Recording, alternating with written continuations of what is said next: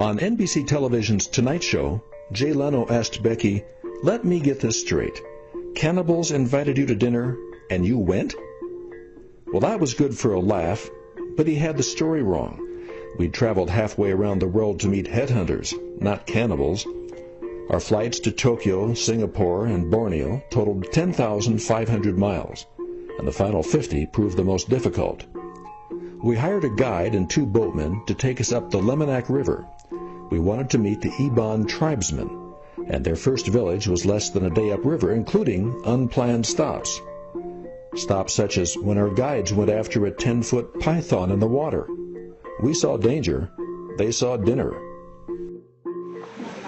I don't see it. The snake went right into here somewhere. It's too bright, maybe. Where did it go? Where did it go?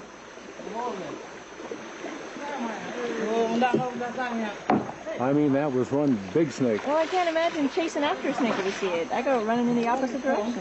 As we approached the first village, we were eager to meet with the Iban people and learn more of their reputation as fierce warriors prone to collecting heads of fallen enemy. Prized possessions, the heads were often hidden to guard against their being stolen by raiding tribesmen from other parts of Borneo. But first, Selvum stopped to talk about harvesting not heads, but unusual food. And you were saying about they cutting them off and making a lovely little treat. What they do is they cut, if they want to get a sago worm, they will cut the whole palm and they let it to rot for 3 or 4 months. Then the beetle will go inside to lay their eggs. And that's where when the egg hatch, they get the maggot or the sago worm, we call it, as big as my thumb. It's yellow or cream in color. It's a delicacy here. People eat them raw or they deep fry them.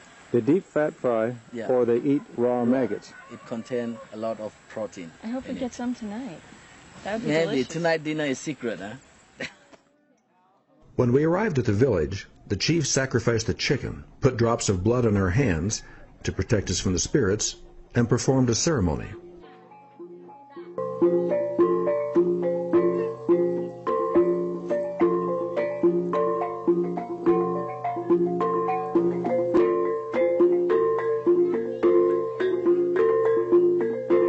This saber belonged to the chief's grandfather, who gave it to his father, and now the chief has it, and was used to actually cut off heads. The heads were cut off. How many? I don't know, but they said not just singular, but plural. And the hair, this is human hair from a head that was cut off. And on the saber thing, this thing here, this is actual hair from... This is actual hair cut off of the heads of enemies whose skulls hang in that long.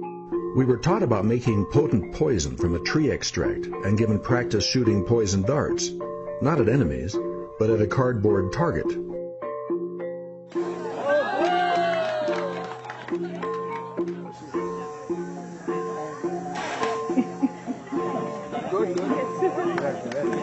Did you hit it? Yeah. Good work. The following morning, we boarded our boat, our destination a longhouse never before visited by Americans. And we've learned 2 things that are very important when planning a trip like this. First is, hire the right guide. Because this man, Selvum, knows the river, knows this entire area, and loves these people. And you can see that. And he's fluent in Iban. And he's what? Fluent in Iban. Yeah, he's fluent in Iban. Here we are now, he's about to hit some rocks. We were hoping it would rain last night for there to be more water. Yeah. Not only is he one of the world's great guides, but he's very quick to jump up and help pull us across the rocks when, like we are now, we end up stuck. By the time we arrived at the village to present gifts to the 11 families, we'd run aground several times, helped drag the boat up rapids, and couldn't believe we had avoided walking the last few miles. These guys must be exhausted. I never saw anything like it in my life. Just, this boat went places I never dreamed it could go. And here we are, about as far into the heart of Borneo as you can get. We don't know what to expect, but we'll find out soon. We'll be sleeping on the floor of the longhouse. And now the things that we brought, little cookies are being passed out. Cookies and crackers and chips and stuff. and these packages were carried upriver, and now they're dividing them all. We presented them all to the chief, because he's the only one who did this to, and then the chief divides up everything he got. So he appointed these women as responsible. We're making 11 stacks. There are a total of 11 families here in the longhouse. So we spent the night in the common area of the longhouse, and in the morning climbed down the steep bank to trek further into the heart of Borneo. To our surprise, several villagers came along to help, and the extraordinary service of our guides continued. Now here it is. The woman is being carried across the river. Becky, take a look at this. What? Everything that's valuable to us in life is in this little boat, being rowed by two people standing up. At our destination, our hosts built a lean-to for the night, and they ran a vine as a clothesline and gathered food from the jungle and caught a huge crawfish in the river. Oh, look at this thing. What the heck is that? It's a sea monster. Wow. Did it bite him when he got it? We spent a night with the Ebons, and in the morning returned to the longhouse. You can see how everybody's packing things up. The guy here in the white shirt is our guide. He's in charge, and the other people all live in the longhouse. Then Becky had a chance to ask Selvin how the Ebons prepare their heads. What do you do after you cut off somebody's head? Okay, when they chopped off someone's head, they bring it back with the head, with the hairs and blood dripping down and so on. Then they will boil a pot of water and soak it in the boiled water, just to peel off the skins. They'll soak it in boiling water to get the skin off, and then whatever inside the head, they will throw it away, the brains and everything. But when do they drink the blood? Right away? Right away, after they've chopped it, when it's still fresh. They just drink a little bit of blood. The belief of that is the dead person's spirit will come to him, so he will be stronger in spirit. Yeah. Then the chief ordered that we be shown their most prized possessions. There they are. These are the heads. These are the heads that were in the attic. These are the heads for the whole longhouse?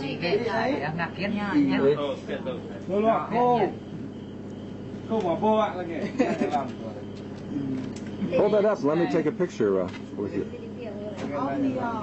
They put it in the rotan basket. Normally the lower jaw will fall off. They didn't have the basket. Oh, I see, yeah. You need the rattan basket to keep the skull together. You put it kind of in the light there, yeah.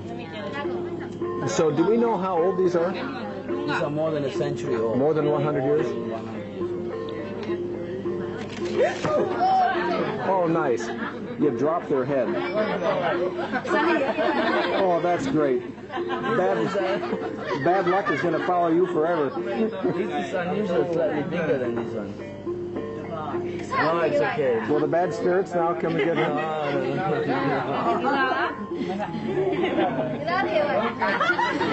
He's trying to clean it out.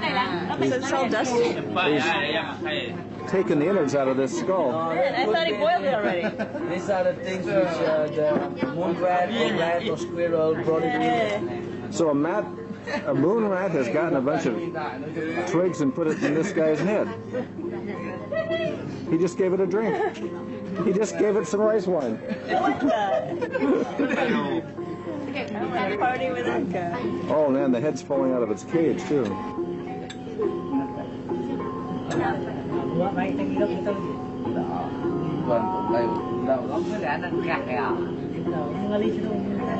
The heads were put away, and in the morning we departed.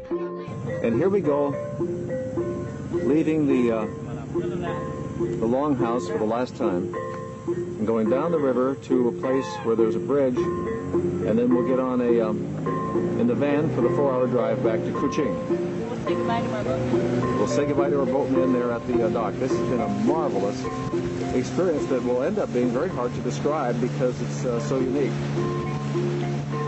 We are Don and Becky of the Gypsy Wagon Expedition, and we encourage you to explore our website, twogypsies.com.